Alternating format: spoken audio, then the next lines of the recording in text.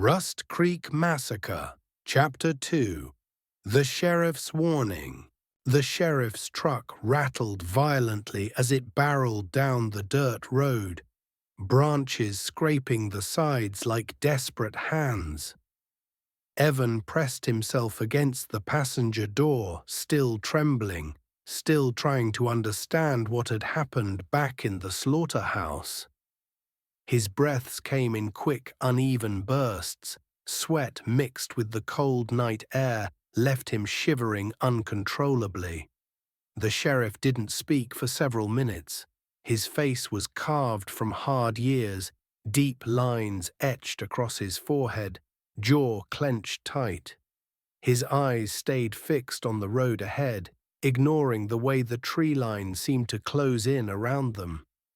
Only the rhythmic tapping of his fingers on the steering wheel betrayed the tension beneath his calm exterior. Finally, Evan managed to whisper, Who was that in my truck?"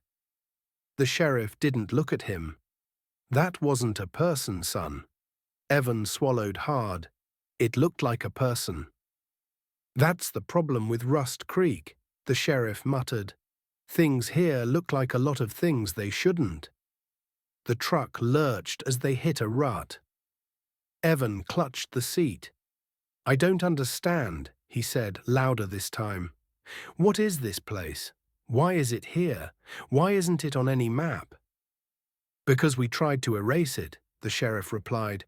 "But Rust Creek, it doesn't stay gone." His knuckles tightened around the wheel. Evan's voice cracked. "You don't erase an entire town. That's not possible." For the first time, the sheriff turned his head, meeting Evan's eyes with a stare heavy enough to pin him to the seat.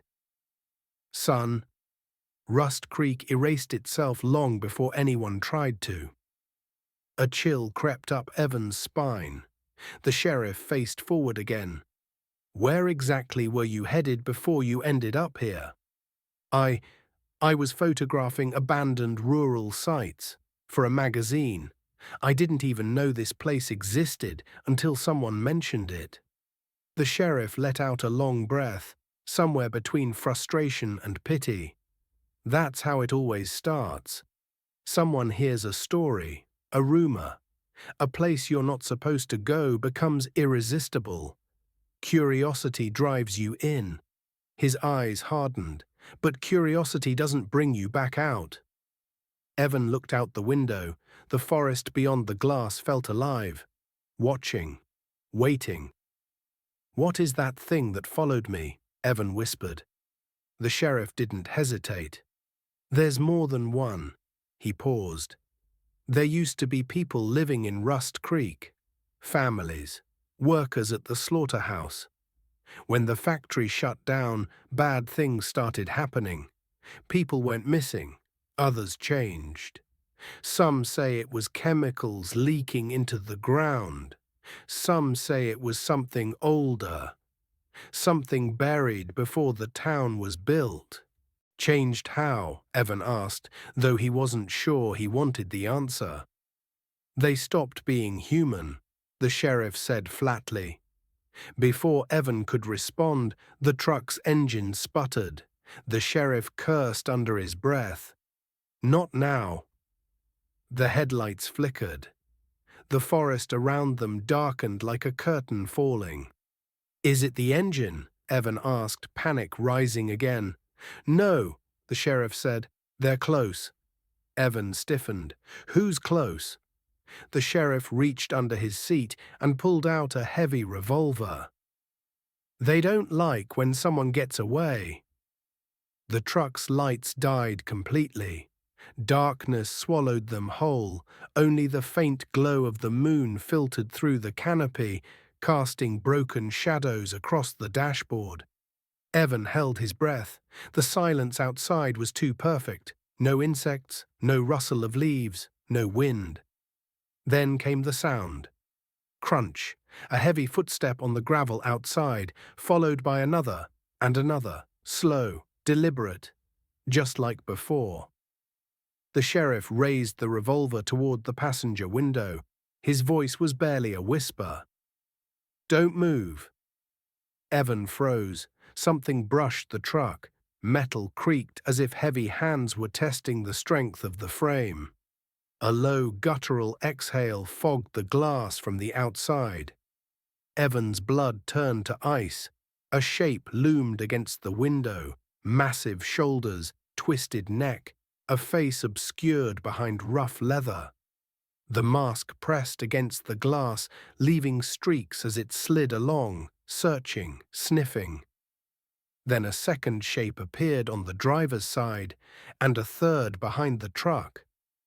The sheriff cocked his gun. "Don't," Evan hissed.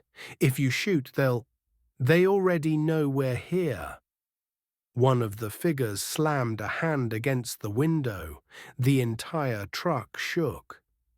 Another began scraping long metal claws across the roof, slow enough to be deliberate.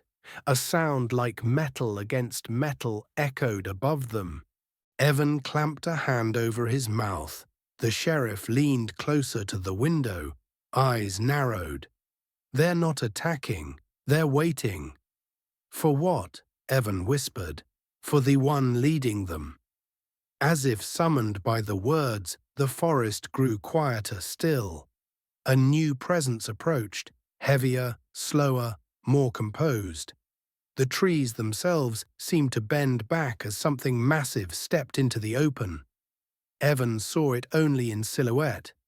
A towering figure, nearly 7 feet tall, broad as a wall, the outline of its mask shaped like a warped bull's skull, horns splintered, jaw malformed. Something dripped from its right hand, hitting the ground with wet, deliberate splats. The others stepped aside for it. The sheriff tensed. That's the one who decides if you live long enough to run. The large figure reached the truck and stopped at Evan's window. Very slowly it raised its hand. It wasn't holding a knife. It wasn't holding a hook. It was holding Evan's camera. Evan felt his soul collapse inward. How did it? His breath caught in his throat. The sheriff gripped the revolver tighter. "They take trophies." The creature tilted the camera, examining it like a curious child.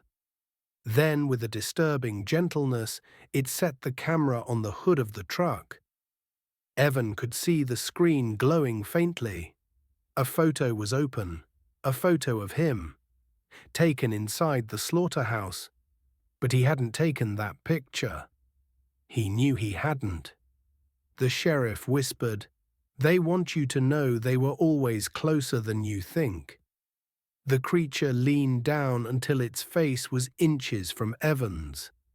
The mask was crudely stitched, parts of hide overlapping in ways that mimicked human expressions.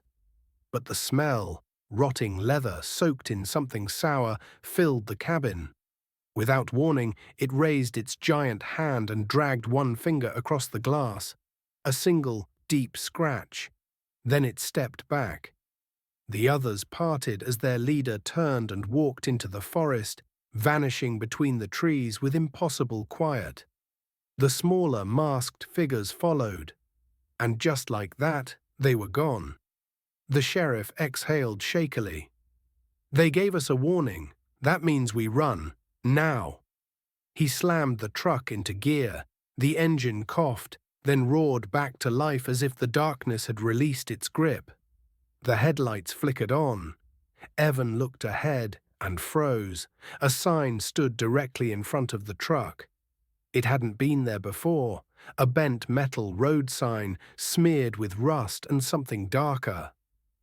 The words scratched violently across its surface, "Don't come back." The sheriff swerved around it and sped down the road. Neither of them spoke for several minutes. Evan tried to calm his breathing, but his heart wouldn't slow. His mind replayed the figures, the masks, the camera, the photo. Finally, the sheriff said, "We're heading to my station. It's the only safe place for miles." Evan nodded numbly. The sheriff continued softer this time. "Listen to me carefully, son. You need to forget Rust Creek. You need to forget this road, this night, everything. Evan stared ahead.